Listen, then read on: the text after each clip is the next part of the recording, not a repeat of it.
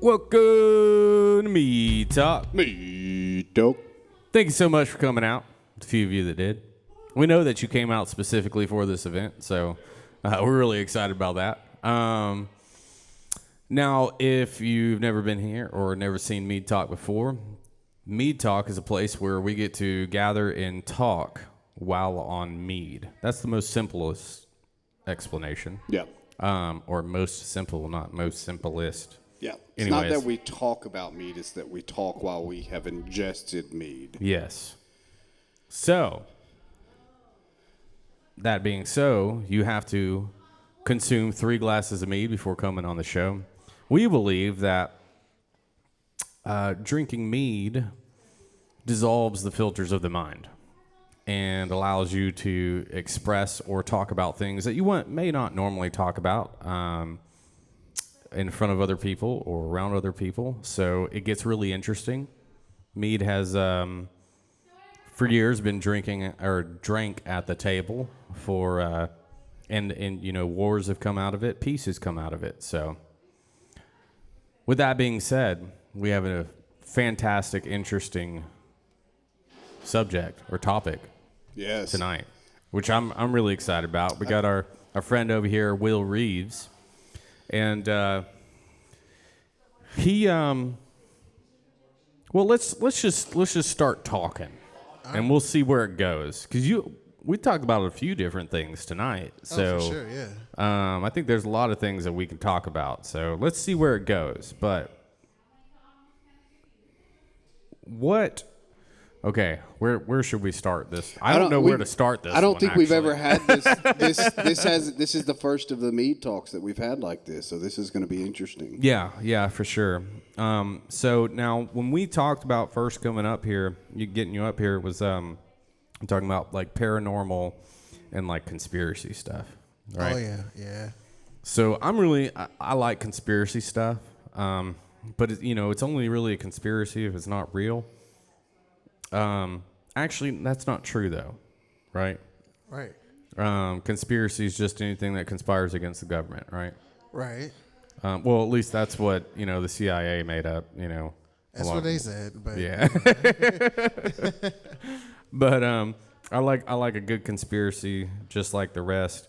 But the paranormal stuff is really interesting to me as well.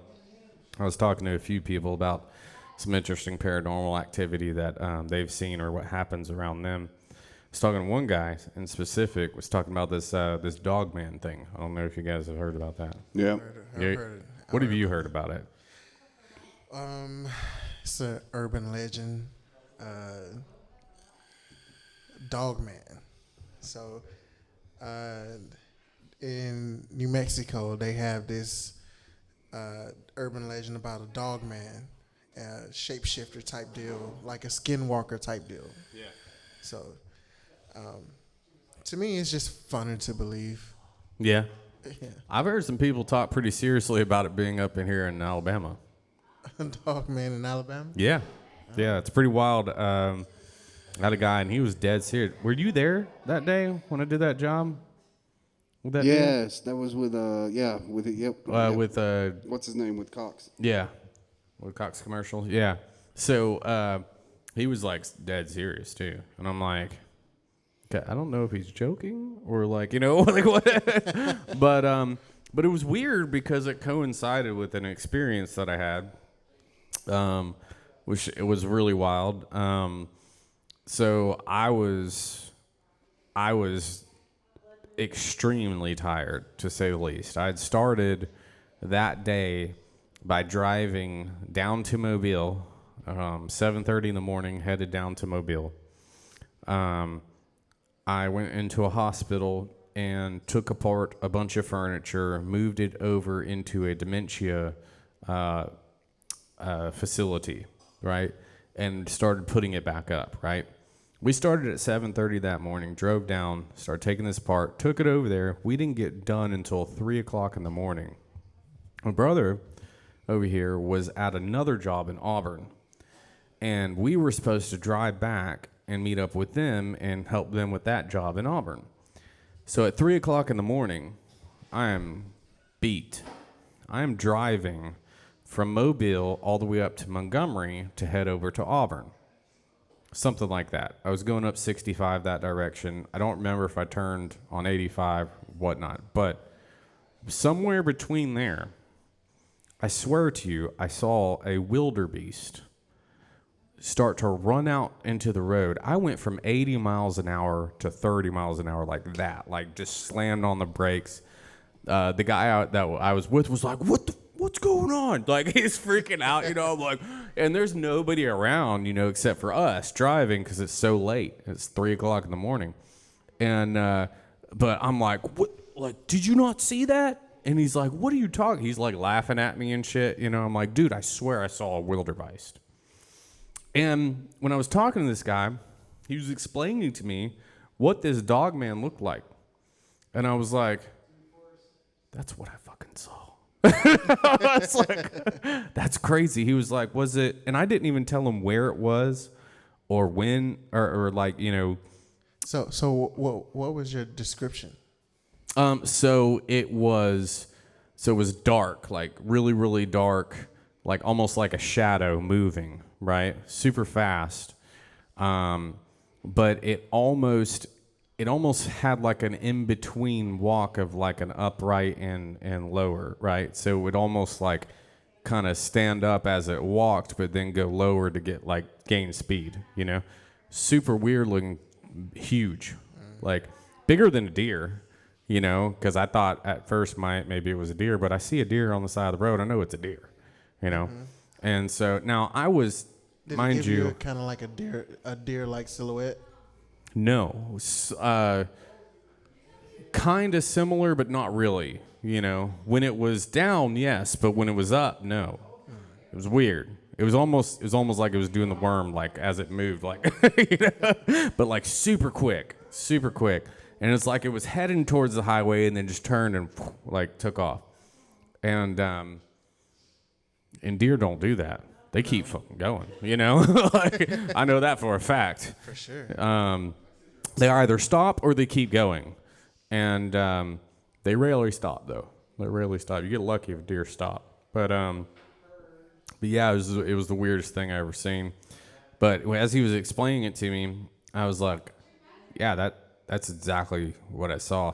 And he's like, was it in between this area and this area? And I was like, I was driving from Mobile, and I didn't tell him I was driving from Mobile when I saw this or whatever.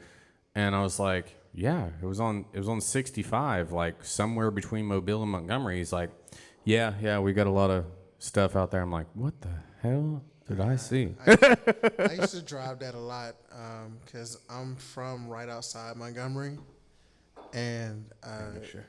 Get it down. Yeah, either I told you it gets excited. Oh, it got me. I'm from right outside Montgomery, but I went to school in Mobile at Bishop State. So, and I grew up in Pensacola.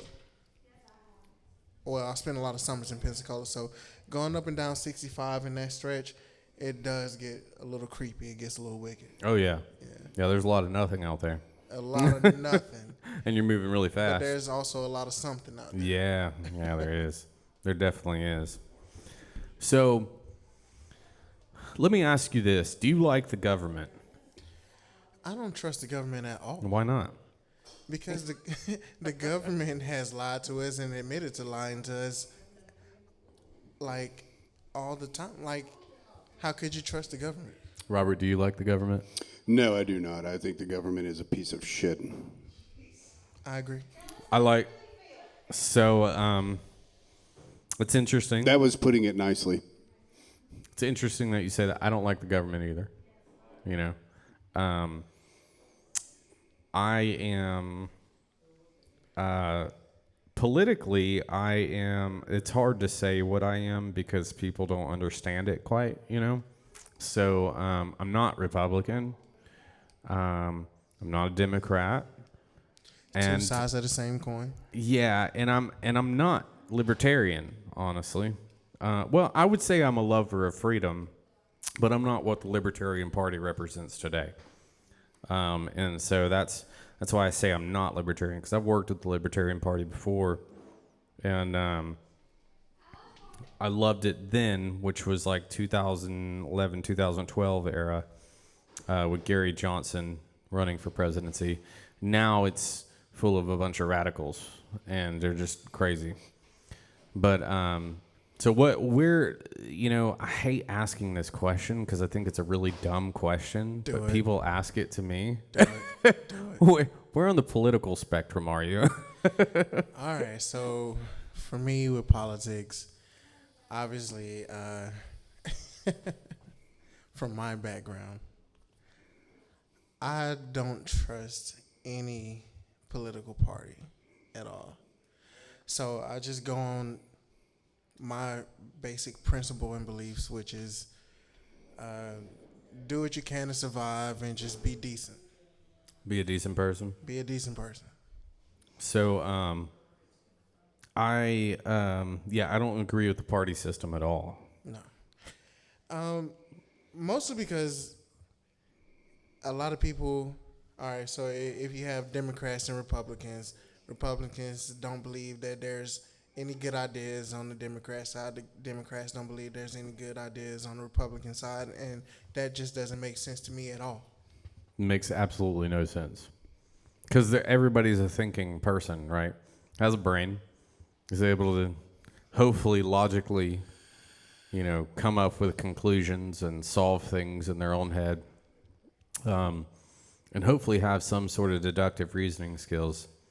Now, I'm not saying that, common sense is very common nowadays. Huh? Yeah. It's not. Superpower. Yeah. Rick and Bubba used to say that common sense is a superpower. But I like to think about things like hardcore, and I like to read a lot, and I like to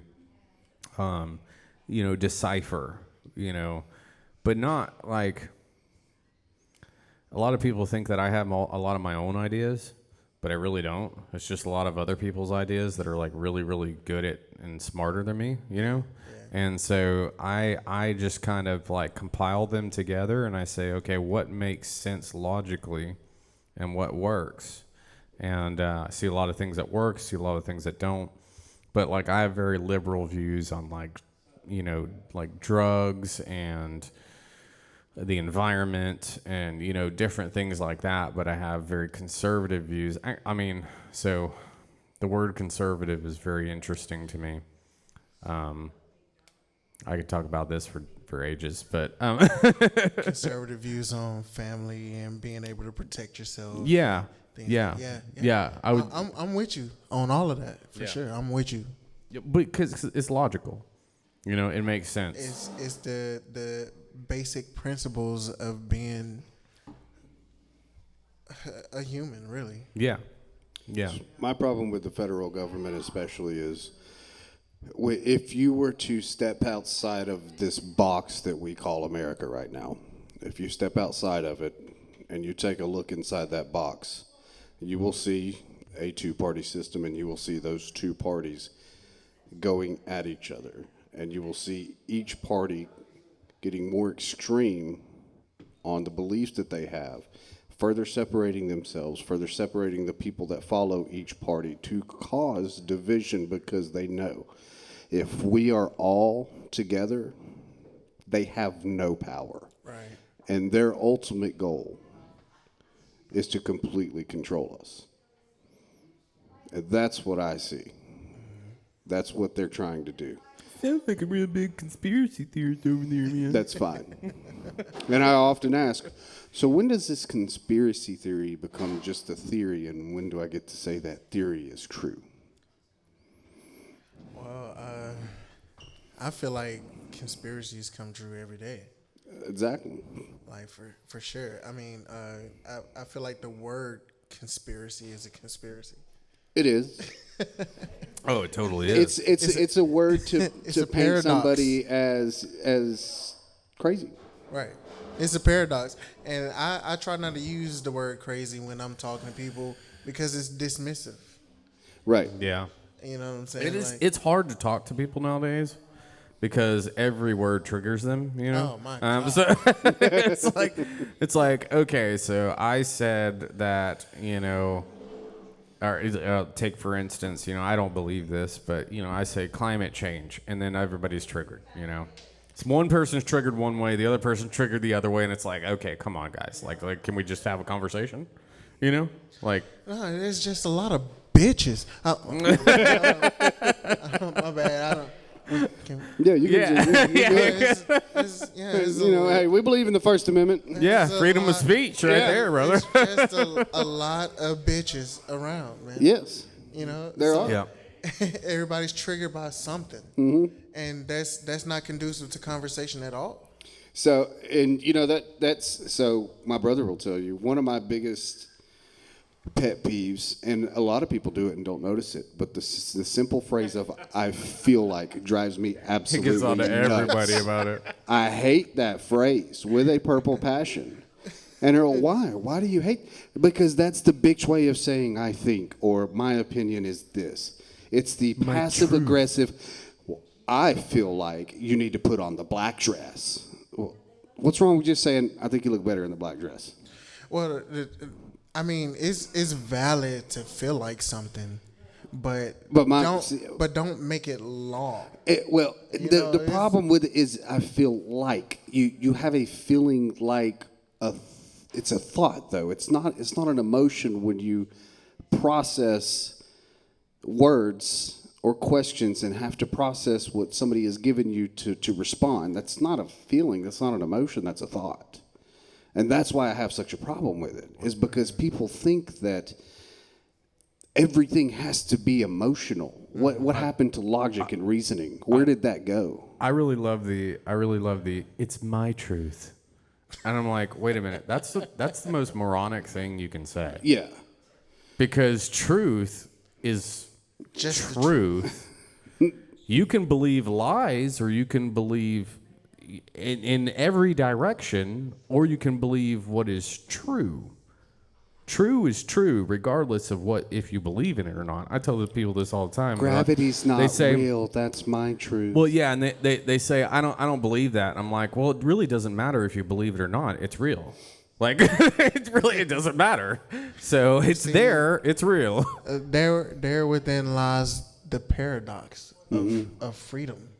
Yeah. You know what I'm saying? They're free to be like, oh, this is my truth. They're free to be morons, yeah. And we can be like, that doesn't make any fucking sense. But also, they're just fucking. You're right. You're right. Do that. You do that. You keep that shit over there with you and around you. Don't bring it over here and make it my truth. It's your truth. All right, you're right. You can have your truth. Stop trying to enforce it on me. Yeah, don't try to fucking enforce it on me. Fuck you. One thing I did want to ask you about is what you actually do at your daily job. Oh, I'm a muscle therapist, or I'm a sports massage therapist. Actually, I work with people who just want to stay in motion. So that's what's your typical client, like age range and stuff like that? Or you get like all sorts of different... All sorts of ages. I get college kids. I get middle-agers. I get a lot of triathloners, you know. Just people who really want to keep their body in shape and keep their self in motion, you know. And aches and pains and all of that. You said you do something else as well. Hypnotherapy. That's wild. Can you hypnotize me? Possibly, not right on the spot, man. Yeah. Hypnotherapy is different from stage hypnosis, you know. Oh yeah. It takes a while. It's a whole process. I'm bringing you in. I got a whole script, but definitely when I'm doing massages, at the same time I'm hypnotizing people. Yeah. Yeah, but I'd say you have a very chill voice for that. Well, I have a very chill personality. It's what makes me good as a massage therapist and a hypnotherapist. Yeah, you're not like quick and jumpy and, you know, all over the place, too energetic. Nah. You're just like, yeah, man, we got this. I like to kick it, man. That's good. I like that. So what does that involve So tell me something that like you would help somebody with using. Obviously, we know like sports therapy, massage therapy, and stuff like that, but like hypnotherapy, because I don't think a lot of people know a lot about that. That's really interesting. Well, with hypnotherapy, we're working with the subconscious, and that's where most of your decision making comes from. And so, what I'm doing is helping you tap into your subconscious, and we're planting seeds of positivity. So, if you have habits that you want to overcome, if you have habits that you want to build, if you have certain mindsets that you want to overcome, that's what we will work with. Yeah, and you said something like 80% of your decisions earlier. You said 80% of your decisions are made from your subconscious. You don't even know it. You don't even know it, but subconsciously, you're taking in your environment. And then that's going into your conscious mind, and that's what helps you make decisions. That's what forms your beliefs. That's what forms your decision-making skills. So, could you get my wife to make a decision what she wants to eat for dinner? I don't think we can get... That code ain't been cracked yet, has it? Like, I might get in trouble for saying this, but I don't think we can get any woman to make a decision. I agree. On what they want to eat. Yeah. That's good. I like that. One time, we went to a restaurant, and I had been like, my wife was like really enjoying this for a little while, and I was ordering for her, and she was like, order something for me. And like she really liked the idea of it because it was kind of a surprise for her, but she thought I knew her really well, and so I got in a little bit of trouble when I ordered quail for her, and I thought that she was like going to be really excited about it and everything, and it came out in this little whole bird, and she like didn't know how to eat it, and she's like, "What the hell is this? I'm not eating this." And I ordered like a steak fajita thing for me. It was at a Mexican restaurant, and Mikey, we love you. And see you, brother. So I was like, okay, well, I'll swap you because I really like quail. I just thought it would be something unique and cool that she was so upset about that. She's never let me order for her again. But yeah, she never knows what she wants. But it's an interesting dynamic though. It's it fun. Reminds me of Job Friday. We were talking, Kent and the doctor we were talking with. They were talking about how they do this and that for their wife, and if they don't do it right, she gets mad and has to do it herself. I said, yeah, I kind of just, when she asks me to do stuff, do it wrong on purpose so I don't have to ever do it again.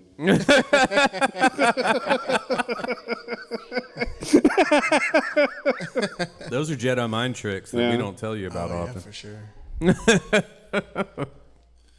I just give it a little bit of time, and it happens to get done. I don't know what. Yeah.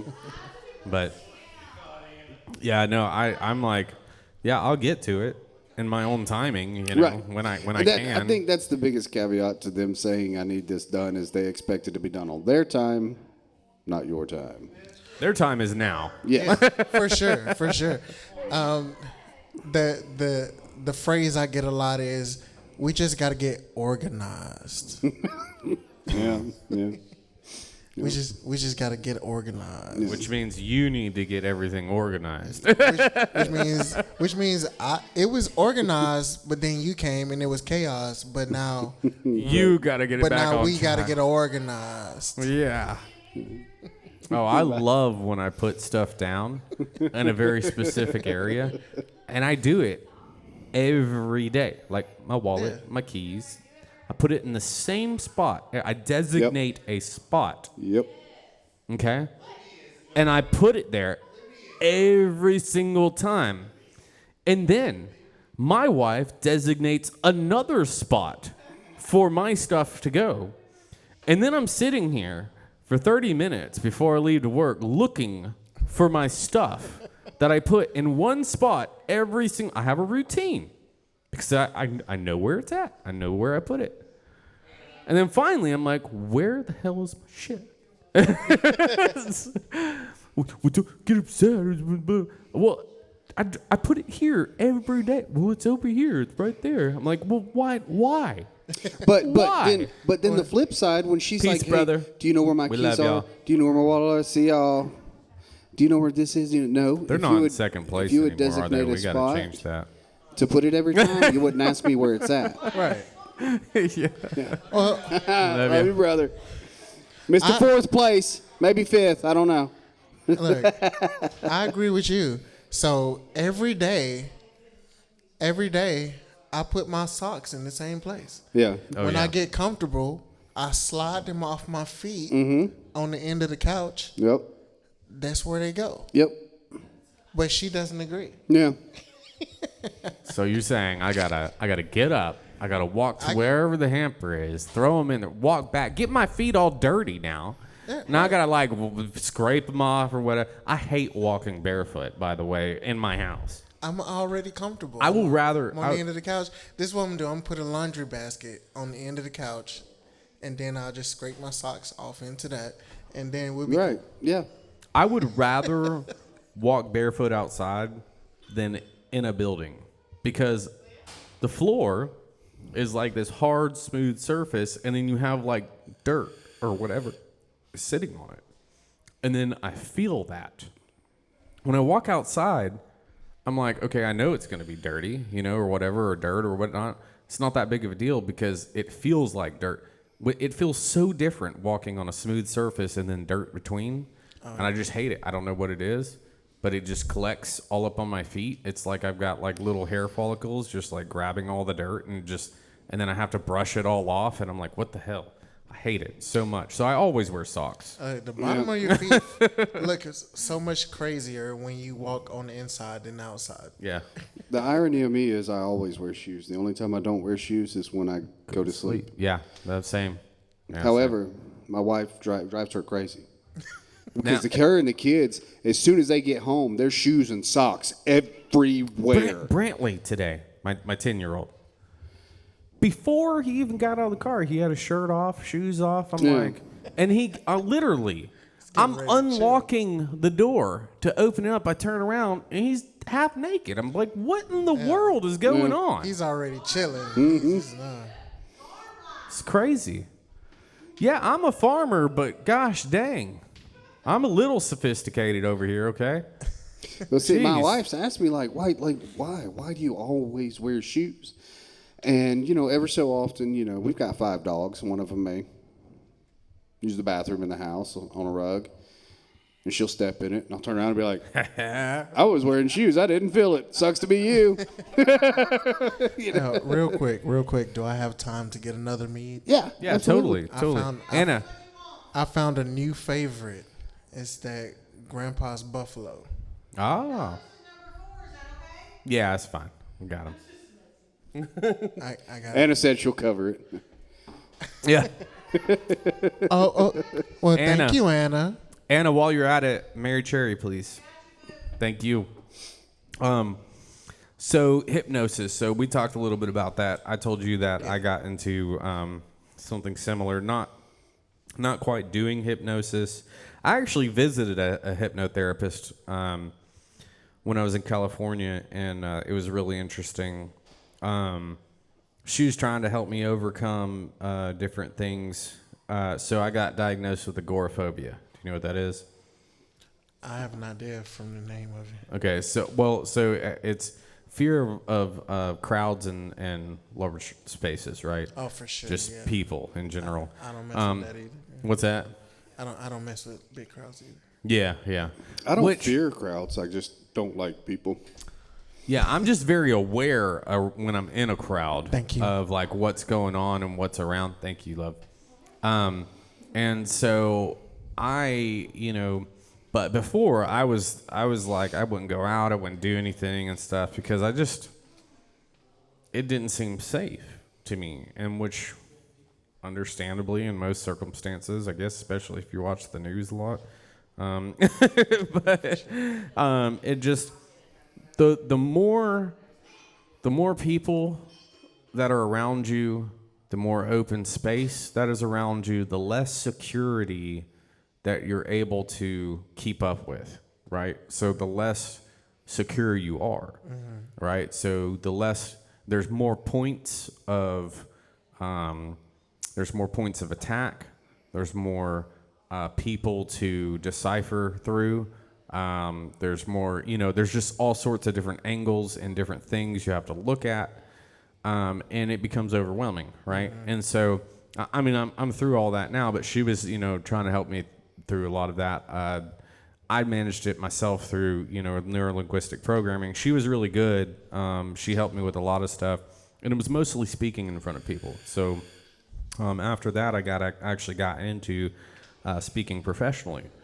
And so there was one point I got a $30,000 check to do not just a speaking engagement, but to train somebody else how to speak, which is really cool. But I learned a lot of that. I learned through neurolinguistic programming, which we were talking about, which was developed by a hypnotherapist. But that helped me through a lot of my stuff, which we talked about earlier. But so I believe wholeheartedly that the brain works in a particular manner, and that if we learn how to use the brain in that manner, we can create ourselves into who we would actually really like to be. For sure. So you can build and release habits. Yeah. Build and release habits. I like that. That's cool. I like that saying. This guy's so chill. He is. We need to pick his brain on some of these theories he has. Yeah. I bet he's got one in particular that is probably a deep, deep rabbit hole that he's been down. Oh man, my whole life is a rabbit hole. I am the rabbit hole. I can barely sleep. I can barely sleep with all the things I'm thinking about, man. What keeps you up at night then? Oh my God, time. Yeah. Time keeps me up. Wait a minute. Are we talking about like time or like? It's just the use of time, right? Okay. The efficiency of what you do with your life, right? So if we know that the brain works a certain way or the mind works a certain way and it can be programmed, it can grow. It's a muscle. Mm-hmm. It can grow, it can expand, you can do things. And also the body downgrades. The mind upgrades, the body downgrades during time. Yeah. It's almost kind of cruel because your mind starts to get sharper, but your body starts to go down and decline. Not for everybody, but yeah.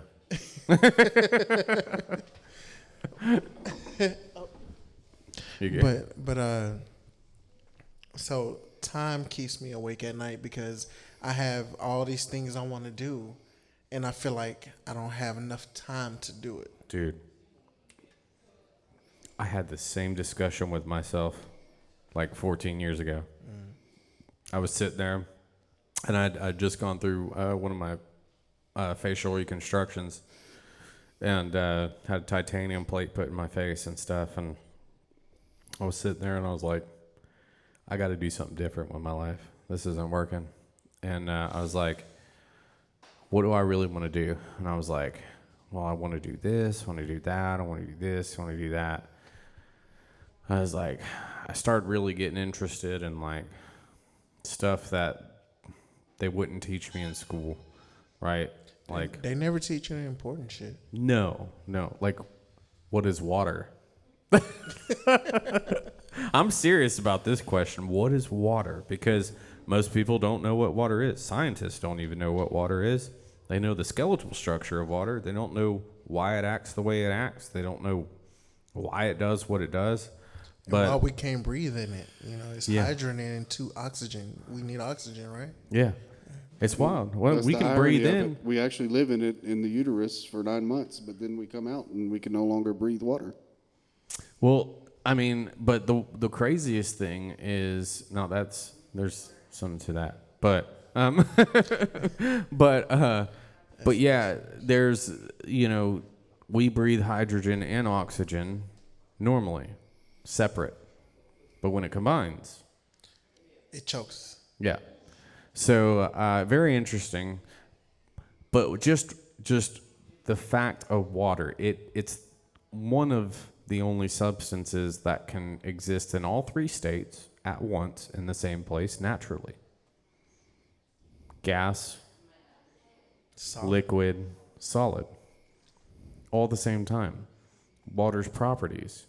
Scientists still don't know why it works the way it works.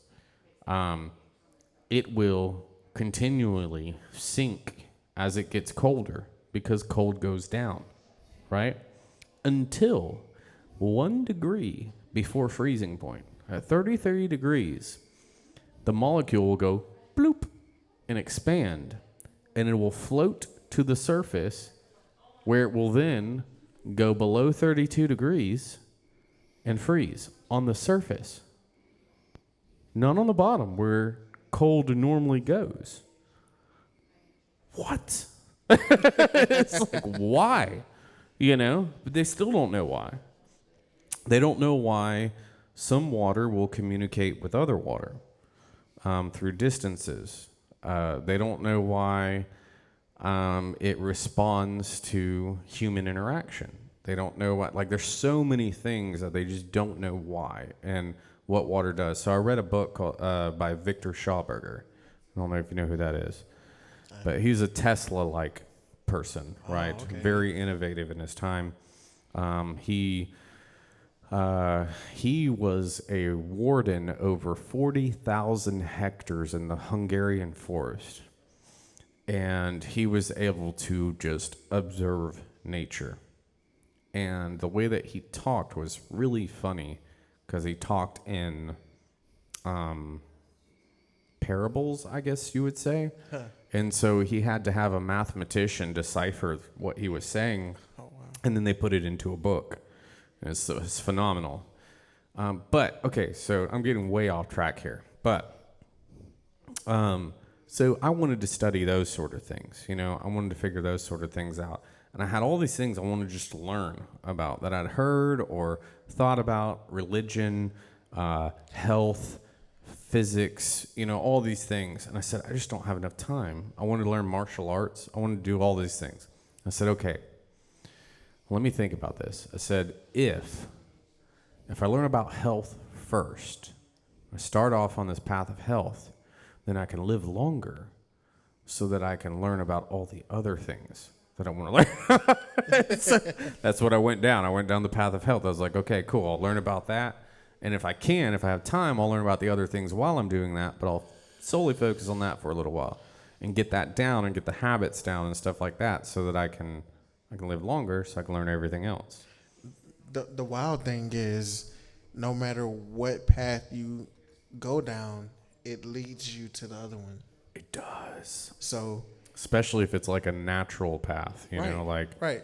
So if you think about philosophy, if you think about spirituality, if you think about religion, it'll lead you, each one leads to the other one. Yes. And so it all goes back to, I have to be better. And in being better is living longer, which is health. Yeah. Is being smarter. Yeah. And being more efficient. So it's all art. That's interesting. It's all art, like martial arts, right? So when I think about it, right, even with the paranormal, even with religion, because my whole journey started with religion. Really? I grew up in the church. Yeah. My brother's a preacher. Yeah. I grew up being a Christian, but then I got out of being a Christian. Yeah. And I just wanted to think about spirituality in my own way. Yeah. So I took my own personal relationship with spirituality, which led me into other things such as health, well-being, the mind, the body. I'm out of shape right now, but I'm self-aware. Yeah. Which Well, I've been since I was a kid, but I'm self-aware. So one thing I do want to address there is I did the same thing, right? So I got into health, I got away from Christianity, but I actually worked myself back to Christianity because Christianity covers all of those things, and I didn't realize it at the time. And so it got really crazy because I at one point I didn't even believe Jesus was a real person that existed, and then I started to see all the historical text and the documentation of him actually being a person, living here, dying, resurrecting. There's so much historical documentation on it. You want to hear some crazy shit? Yeah. I haven't made it back around to Christianity yet Yeah. because I dove a lot deep. You gotta go. So Enoch? What did you say? I dove a lot deeper. Yeah. So, have you ever heard of the Anunnaki? Oh, yeah. Totally. All right. So, have you ever heard of the Emerald Tablets? Yeah, the tablets of Thoth. So I've actually visited the halls. And Gonna get weird. Yeah, it's about to get real weird. It's about to get real weird. So, if you go back, there's this ancient Sumerian text, right?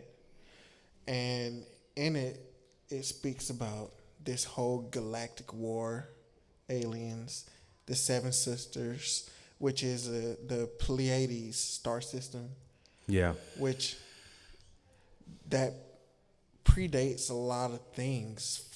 5,000-6,000 years ago, how are they able to see this star system, which we just was able to see 100 years ago? Yeah. That's crazy. So they're talking about this 5,000-6,000 years ago, and it gets into the topic of Jesus, but in this story, Jesus never died. What he did was he left. He studied in Tibet, and he studied. Yeah. And he studied all these different religions, and he came back to teach it.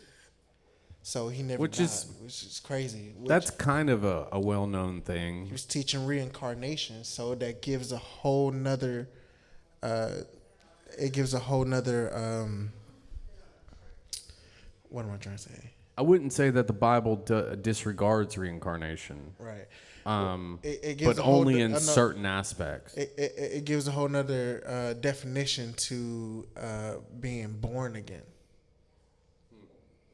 If you think about it in that type of way, if Jesus was coming back and then teaching reincarnation, being born again, now is something else. But he's pretty specific on how he speaks, and what that really means. It means being born through the Spirit. Is what he's talking about. But what's our understanding of the Spirit, though? Well, have you ever looked at the Urantia book? This is actually why I came back to Christianity, which is really weird because What was it again? Urantia book. Oh no, yeah, let's hear about that. I want you to look this up because it's very interesting. Supposedly, somewhere in the 1930s, this entire book was channeled to a person through a celestial being. It was written in 2 weeks. It is longer, twice as long as the Bible. The lexicon is the most vast lexicon ever produced in any book ever. You have to seriously, when you read it, you have to go through with a dictionary and figure out the words that they are using, because they're words that you've never heard before. It's just the wildest thing. Then there's a whole other half of the book that's all about Jesus. Super weird, but it's from Melchizedek's point of view. The entire book is the first half of it. And then it's all about Jesus and his character and his life, even from 12 to 30 or 12 to 29 or whatever. Very interesting. because it talks about him going to those other countries and learning different things. It's really weird. And to this day, nothing in that book has ever been disproven. But to this day, also, nothing in the Bible has ever been disproven. So it's weird. It's interesting. But it coincides with the Bible. That's what I'm saying. It's crazy because you have these ancient texts that pre-existed the Bible, right? That clash with the Bible. You can't prove either one. But at the same time... Wait a minute. Did they pre-exist? Well, the ancient Sumerian text predated the Bible by thousands of years. How so? Well, it was the first things to ever be recorded as text. Yeah, so I have trouble with this, right? Because from what I understand... They exist. The tablets exist. No, yes, I know, yeah. But the Dead Sea Scrolls and there's other forms of text that have come that are right in line with it. But I don't know of anything. So I've looked at stuff that they say predates it, but I'm not so sure it does. And I don't remember exactly, and don't quote me on any of this because I've looked into it and I don't remember exactly the conclusion or why I came to that conclusion. Because I've gone through a lot of shit, So, it's a really deep rabbit hole. It's a really deep rabbit hole. Yeah. And the popular theory is, since it predates, a lot of Christianity actually comes from those stories written on those tablets. And okay, so Christianity, yes, but well, all religions, because all religions have a flood story. Yes. All religions have a creation story. Yeah. And they're all similar. Well, not similar. I would say that they are superficially the same, but fundamentally different, right? So there's a lot of like fundamental principles within Christianity that is way different than any other religion out there, right? And I've studied, I don't even know how many different religions. There's 3 million different deities in India alone. What? Yeah, it's crazy, But, from India, I studied the original deities, the Vata, or the Vedic text, That's where I got, studied Ayurveda, was the Karaka Samhitas. I read those. There's another one out there, and I can't remember the other ancient texts. In these texts, they actually talk about, these are actual ancient texts where they're talking about where people are coming from hunter-gatherer societies and living in civilizations together, right? Mm-hmm. So this is pre-civilization text that we're talking about, and it's very interesting. But most of what I read was medical stuff, so how they developed their systems of herbs and how they developed their systems of treating people for different things.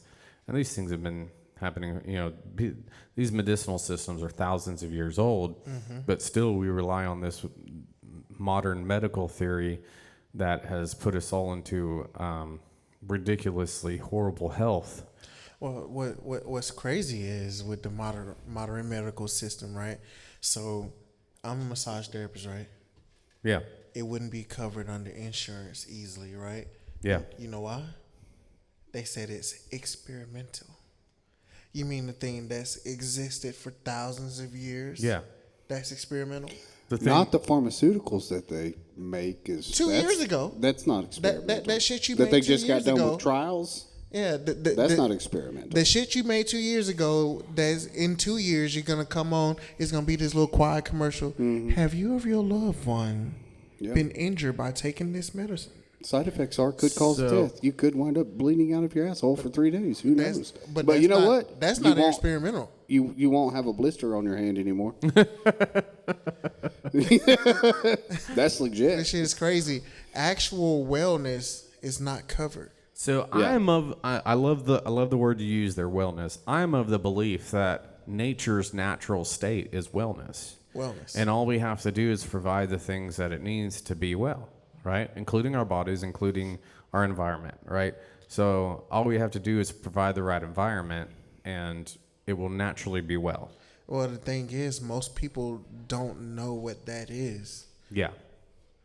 Most people don't know that you should get outside. Go outside. That's Touch grass. Wait a Put your minute. fucking feet in the grass. That's a whole other discussion right here. The fact that we have a word for outside and inside is really weird to me. Is that not weird to anybody else? Like, does everybody believe that we are aliens here, that we're not actually supposed to be a part of nature? Well, it's a fair argument that we don't belong. We're squishy. I think that we very much belong. We're squishy. We're not as tough. But that can come from something else. We're But not. the thing is, we can think around that, but at the same time, most people, like you were saying before, don't know. You say we're not as tough. Okay. I've never met any of my grandfathers, right? But I've met some grandfathers. They're pretty tough fucking people.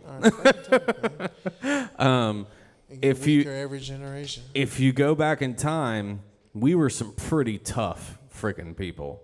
Our skin was a lot rougher. We weren't so soft. We weren't so squishy. We were some hard motherfuckers. And to get to this point, we have had to be. Well, the thing is, back then we weren't as smart.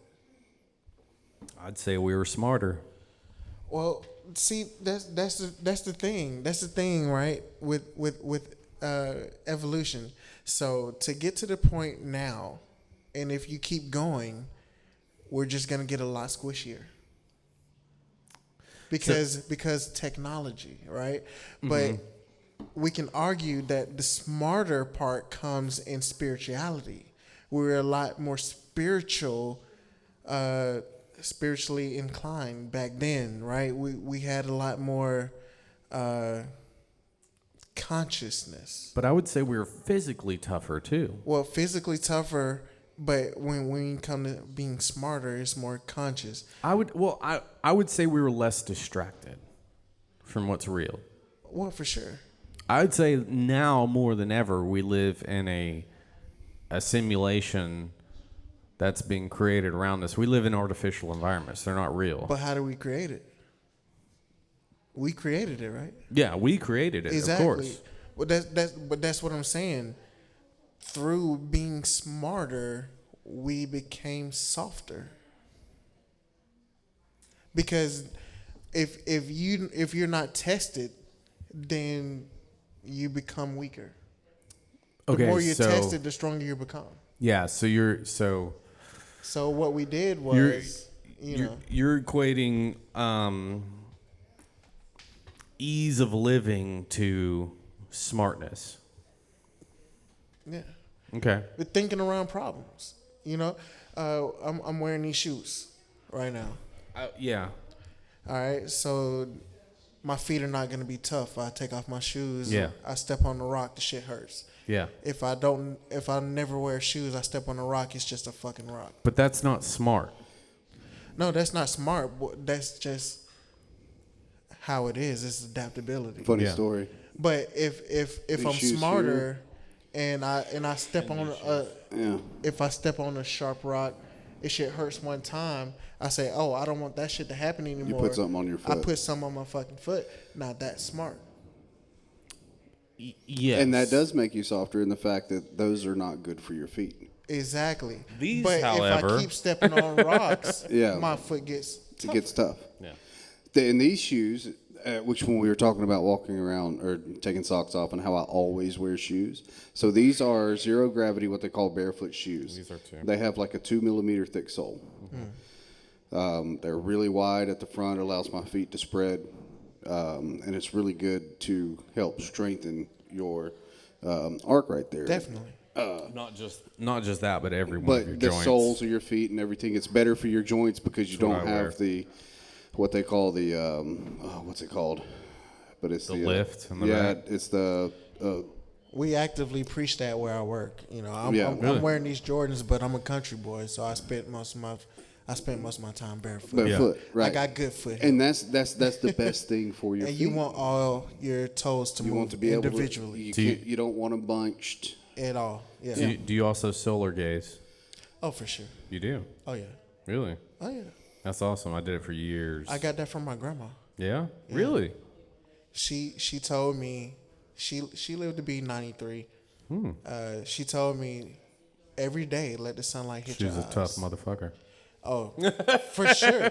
She walked barefoot Yeah. Yeah. I bet back she when did. Alabama was colder. Oh, yeah. You know, carrying shit back and forth. She was a woman. You know what I'm saying? But and her sister, Scrap. Right now, we call her Scrap. She's scrappy. You know what I'm saying? Yeah. My mom takes care of her. She's 100. Wow. She still walks around. She does her work. She does her knitting. She's been doing that shit ever since I can remember, and she's still doing it. She's 100. Yeah. So I'm like, what's the secret to that? Does she take any medications? I mean, she takes some pills and shit that they give her. She doesn't want to take them.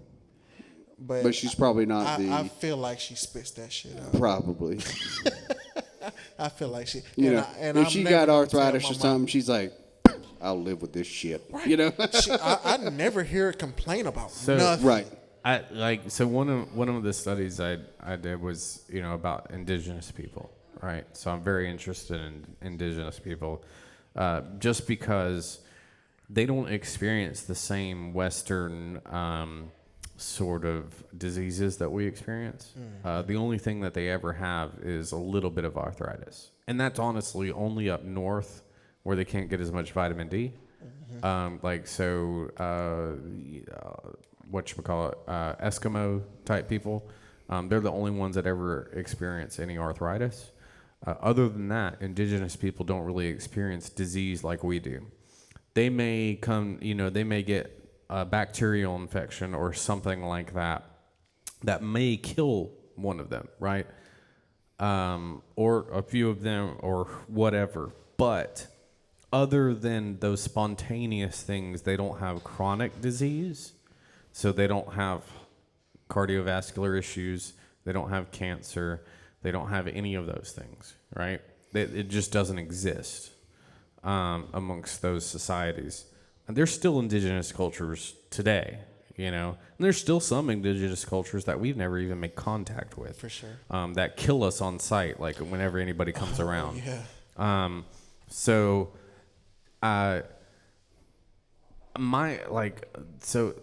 I don't know what's going on now, but my thinking is that we must be doing something wrong, right? If they don't experience those diseases, but we do, we must be doing something. Well, it's the way that we have to survive, right? They live. What we have is a society, and what they have is a tribe. Society definitely makes people weaker. It makes you weaker because you're protected. Society protects people. You don't have to work as hard. You don't have to struggle to survive, is what I'm saying. Not like if you're in the wild. But if we're talking about like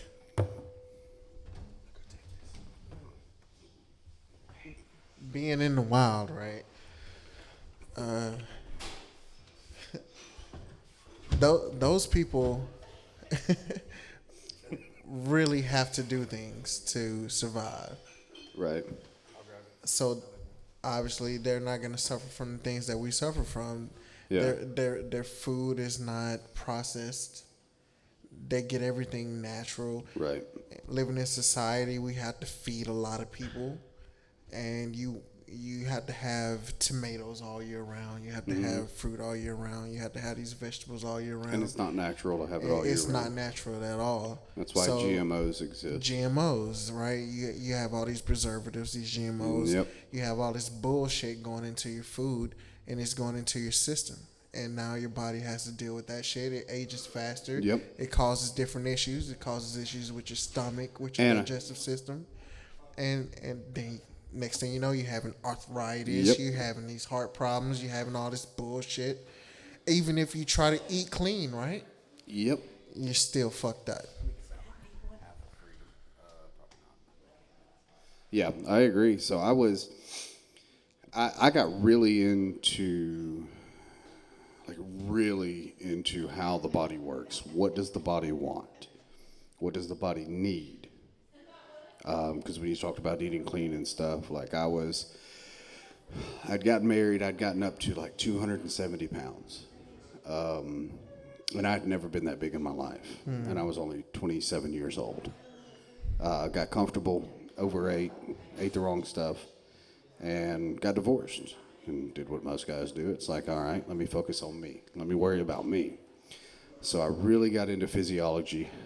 I wanted to know, why did I get where I was?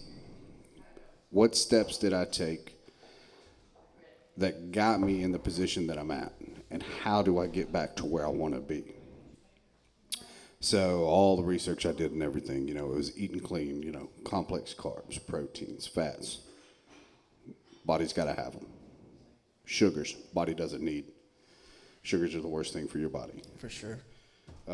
So after all the research and everything I did, I went on this 3 months. Did this 3 month regimen. So in 3 months, I went from about 270 down to 165. But it was a lot of muscle gain in that. It wasn't the unhealthy, and I ate 6 times a day. I ate often so much to where I was tired of eating. Just because of the research of this is what your body wants. This is how it burns the certain type of fuels you feed it, so on and so on. It was amazing. I remember everything I learned. I'm not saying I practice it right now. It's time consuming. Very time consuming. Meal prepping's very time consuming. Now that you got a really good chicken dealer.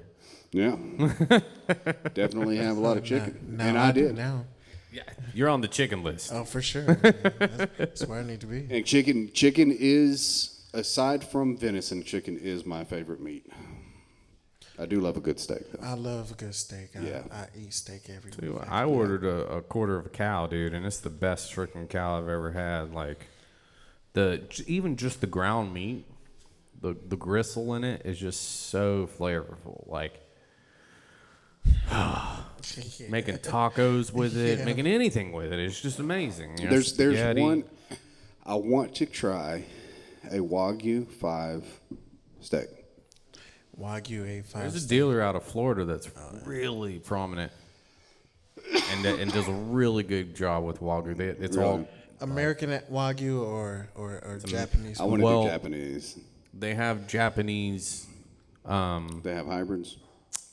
I don't think they're hybrids. I think they're purebred Japanese, but they do them here in America. So they're really good, really good. I've only got a little taste of it, but I see them, man, but I've never had it, and that's like the ultimate of steak, right? Yes. So I want to mess with that. That's like if there's anything you order and you get like gold on it, that's what you get with the Wagyu A5. It's like it already has that gold around it. Now, other than massaging people, he also massages food in the kitchen. Is what I heard. Oh yeah. Man, you got some. I love cooking. Yeah. Oh yeah. I always said that if I wasn't a massage therapist, I'd be a chef. 100%. Yeah. But I'm allergic to fish, so it wouldn't be that efficient for me. That's wild. Man, that sucks. About even catfish. All the fish. All the fish. But what not is it? Shellfish. I can eat shellfish. Really? Yeah. What's the what? I'm the opposite, man. I can What eat is shellfish, but I can't eat fish. What is it in fish? I have no clue. I'm trying to think of like what is in fish that you would be allergic to. I wish I knew, man. Omega because 3s? fish would 6s, be 9s? a good thing for me to meal prep. You know? Yeah. Is it like I would say like maybe you're like just really really sensitive to like mercury or something? Maybe so. Have you man. tried all fish? And but how Man, allergic I are? can't even okay, so I can catch a fish, I can clean it, but if you cook it around me, I can't be in the room. Oh, that's interesting. I can't even be in the room. So it's the actual the particles, the cooking will- process. So you can't eat, so eating sushi doesn't bypass that. Nah, because like if I ingest it, man, my throat's gonna be closed and I'm gonna be coughing. Yeah. I can't breathe, or I'll get sick. I'll throw up. Stuff It's really like that. interesting. I wish I could eat it. These so these allergies like are kind of new relative to civilization. Right. For real. It is. Because I wouldn't understand why I would be allergic to fish. Right. Everybody's like, I can- "Oh, I can it's fish. genetic. It's my DNA." And I'm like, "No. I'm a great fisherman. Nobody else in my family is allergic to fish, but I got it. That's wild. That is So- crazy. Let me tell you this. After everything I've learned about allergies, the most common issue with people developing allergies is because of their gut health. That is the most common issue. If your gut's not right, you will develop allergies 100% of the time. Man, gut health is super important. Super important. Yes. Almost as important as moving. People don't move enough. Yeah. Well, so You have to move. Yes. In all kinds of ways. Move. yes. Well, and I think so. It's the only thing that so there's only 3 things that move your lymphatic system, right? So your lymphatic system has 3 times more fluid than your blood. Right. I do lymphatic massage. Yes, I know you do. Because massage is one of the only things that moves your lymphatic system. For sure, man. Exercise moves your lymphatic system, and the only other thing that moves your lymphatic system is hanging upside down. Yeah. Literally, hanging upside down is the only thing that will actually move your lymph. Now, that's extremely important for a number of reasons. You have thousands of lymph nodes in your body. Mm-hmm. That's where your immune system resides and is stemmed from, right? Exactly, yeah. And so, including your adrenal glands, all of those sort of glands, your thyroid glands, all those are part of your lymphatic system, and they create hormones, they create killer T cells, they create all sorts of different immune responses in your body, and if you are consumed by plastic and people call them plasticizers, and it's clogging up your lymphatic system. You're not moving and getting those things out. You've got a world of trouble. Oh man, and the thing is, a lot of people don't know that and they don't recognize the symptoms, right? Yeah. So, soreness, pain, immobility, your joints are hurting, you're just feeling bad in general, being tired, your lymphatics not moving. So a lot of times we run and go get medicine. We have to go to the doctor. You want to get that steroid shot. You want to do all this stuff. But if you could just maybe go for a run, go lift something heavy, go move, go do some squats, get up and down, get your system moving, and then hydrate, a lot of stuff could be solved. Like depression. For depression, for sure. Go outside. Get some vitamin D. Go outside. Do a little hike. Go outside. Because your muscles actually have antidepressants in them that they're waiting to release. Exactly. Which is wild to me. And Wild. then walk on some terrain that's not level. That works your ankles, that works your feet, that works your knees, that works your I hips. found out I can't climb ladders. You can't. I have arthritis in my knee. Hey, we can help with He got old man syndrome. I do. that. Hey, look, we can help with that. Because my job, it's very physical. I have a very physical job. Well, like you're talking about moving and lifting. Yep, every day, all day. Well, get a part of wellness, man. Come see me. I can work on them quads, and I bet you that knee will feel better. It's gonna suck while I'm doing it. Oh yeah, no, and see now I have a very, very high tolerance for pain. My chiropractor can actually tell you. You think so? No, I do. I do. He gonna test that. Like she did the whole. They all do. I don't. When you go up underneath the armpit and she does the whole pinch and push and pressure points and all this stuff, and she was hitting all the pressure points. And well, see, underneath that armpit, she's getting to that subscapularis, and she's getting to that the lats. Yeah, because I have a bad shoulder blade. The shoulder. Yes. Yeah, when that lat is tight and that subscap is tight, you're not finna move none of this shit without pain. So. But she did all that, and I just stood there. She's like, she kept moving in. I was like, how does that feel? So it hurts. It's not bad. And how does that feel? I was like, not near as bad. And she had to keep asking me. And when I said, that's probably the most it's hurt, she stayed there because I wasn't making any motions or anything. I was just... she had to figure out where the right spot was, to keep Gotta going. Check up on you, man. Yeah, because I've been doing this for 11 or 12 years, man. So I know, and I've been doing the same thing for 11 or 12 years. So I know where those restrictions are, and when I get to it, I know if it hurts or it don't hurt. Right. Or if you respond or don't respond, I know, what's kind of going on. Well, I'll give you an idea of how high my pain tolerance is. I pass kidney stones without medication. I feel you, bro. I've done it multiple times. Well, you might as well just let me help you out with that knee, man. Yeah.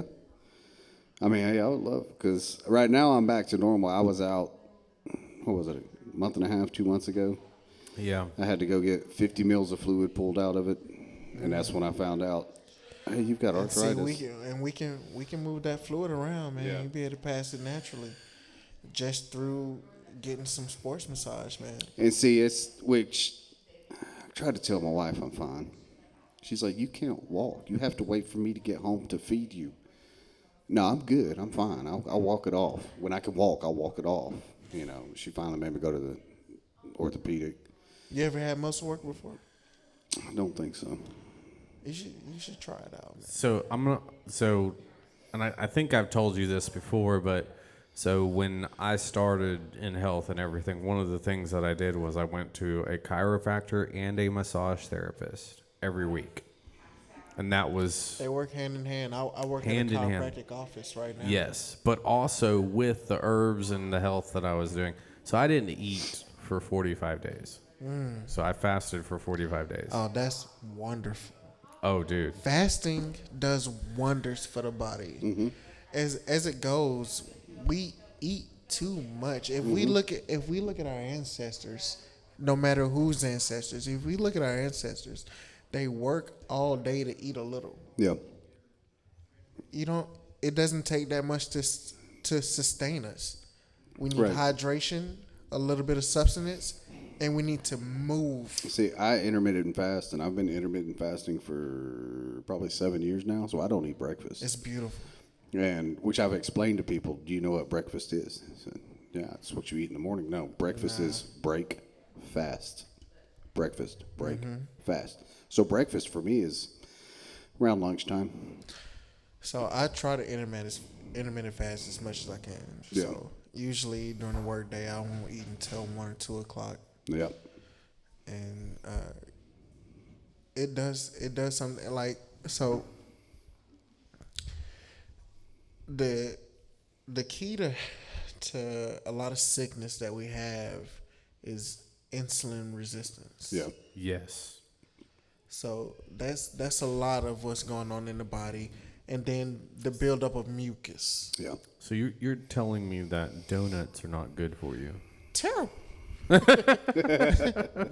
They're fucking delicious. Telling me I that love them. fat mixed with sugar creates insulin resistance, Well, anything mixed with sugar itself.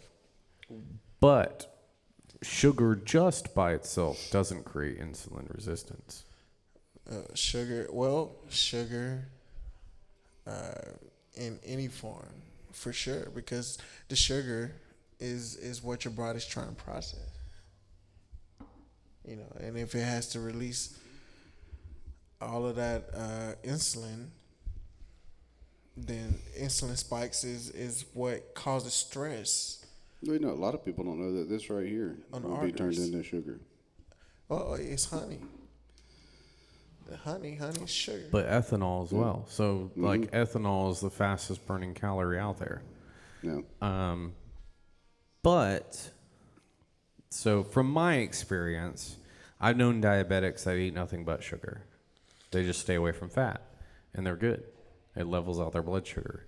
I've known diabetics that eat nothing but fat, and they stay away from sugar.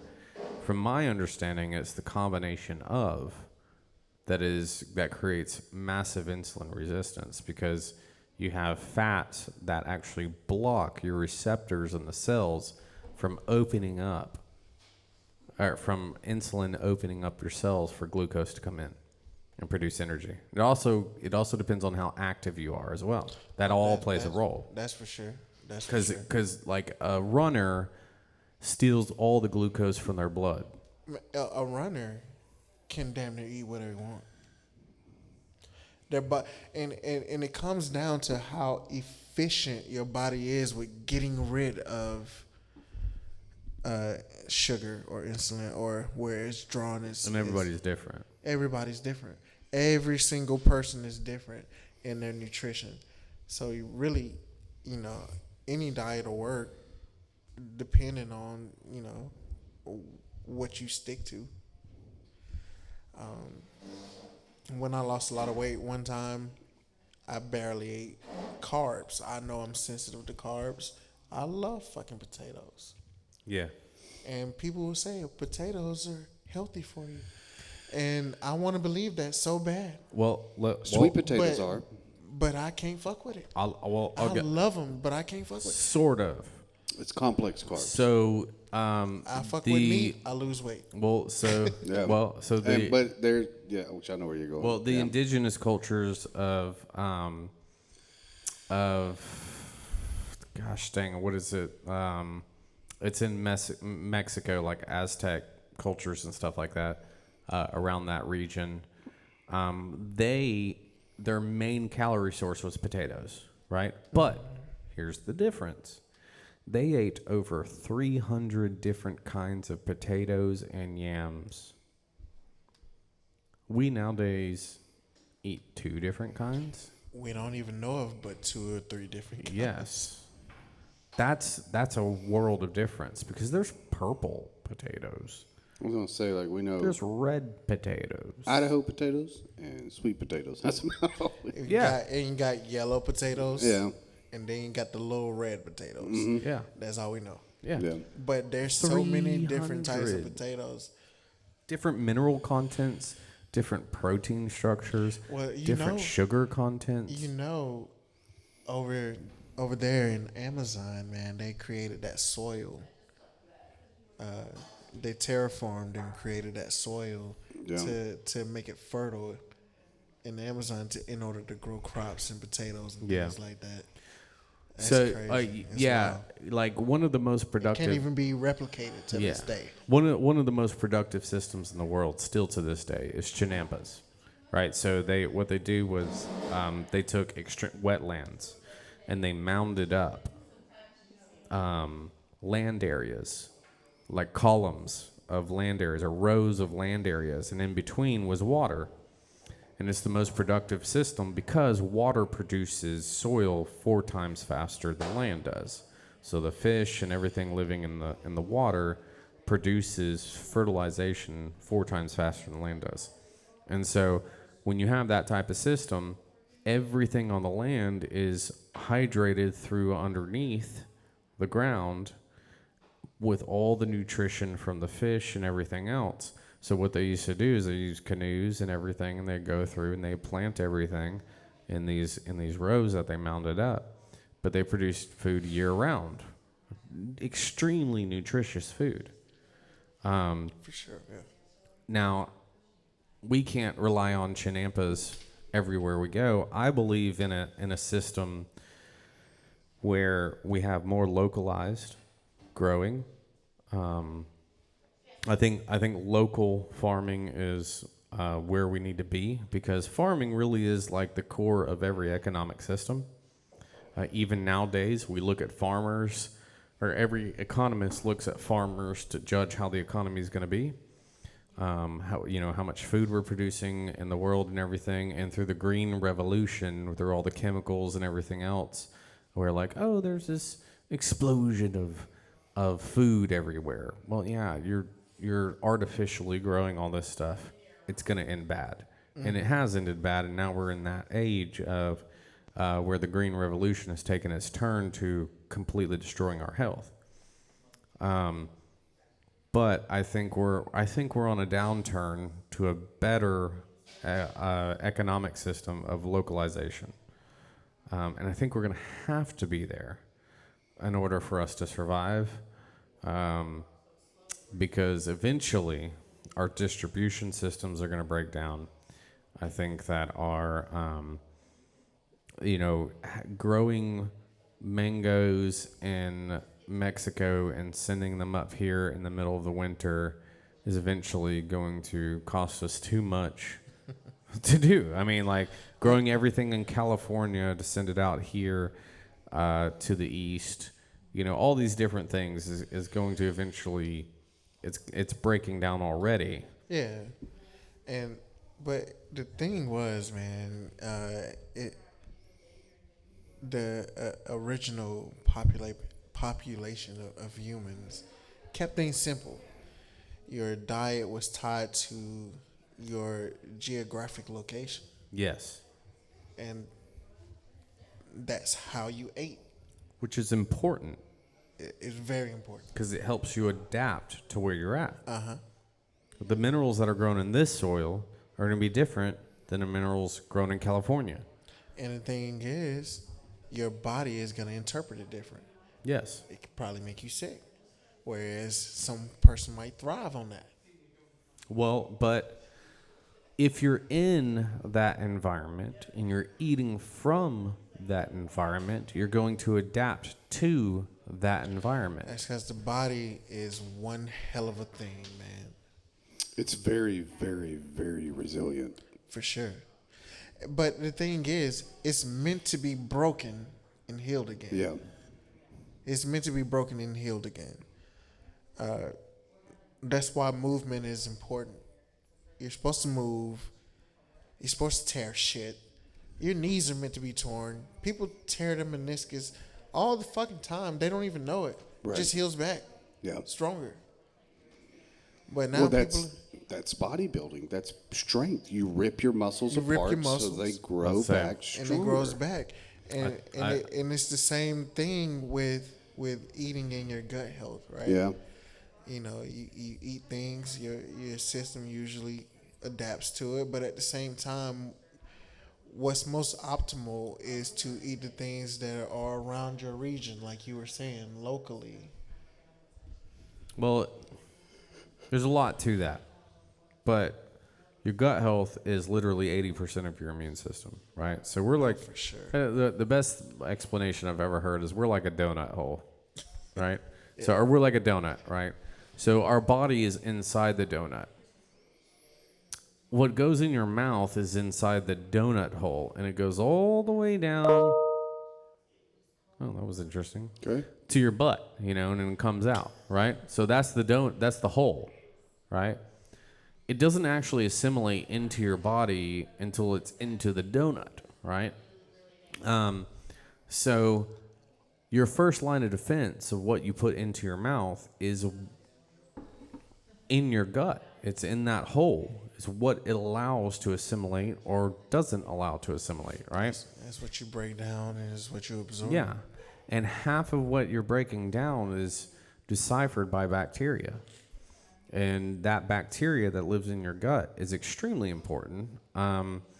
It is 80% of your immune system. If you don't have a good gut flora, if you're killing it with antibiotics, if you're killing it with bad food, if you're killing it, with all sorts of things, you're not going to be able to even process the minerals that you need. You'll be malnourished, but highly caloric. That's a lot of people. That's a lot of people because a lot of the shit that people eat, your body can't really absorb that shit. No. Can't break it down. Can't use it for nutrients. So you're full, but your ass is malnourished. Exactly. Right. That's most of the U.S. right now. We're extremely malnourished, but we're filling up, and it sucks. All right, and then through insulin resistance, none of your systems in your body work anyway. Yeah. So your organs are fucking shutting down. Yep. And man, I'm telling you. But at the same time, man, I think